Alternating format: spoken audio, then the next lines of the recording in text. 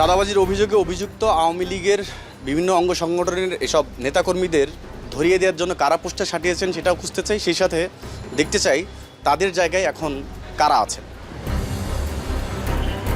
এই বাজারে কারা চাঁদা নেয় এটা নিয়ে আওয়ামী লীগ আমলে ব্যবসায়ীরা মুখ খুলতেন না, এখনও খুলছেন না। সেই একই আতঙ্ক, মুখ খুললেই বিপদ, ব্যবসা বন্ধ হয়ে যাবে তাদের। তারপরও ব্যবসায়ীদের মুখ থেকে কথা বের করার চেষ্টা। চাঁদাবাজির পরিস্থিতি ভালো হয়েছে নাকি? 15 তারিখ পর্যন্ত মানে খুবই উৎপাত ছিল, কিন্তু ইদানিং এই উৎপাতটা আমার একটু কম ছিল। চাঁদা দিতে হচ্ছে না এরকম হয়েছে?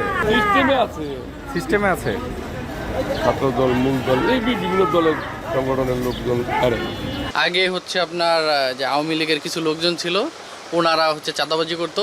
এখন মাঝখানে কিছুদিন বন্ধ ছিল, এখন আর কি ফাঁক ফুকরে আইসে আর কি বিএনপির লোকজন কিছু আর কি চাঁদাবাজি করে নিয়ে যায়।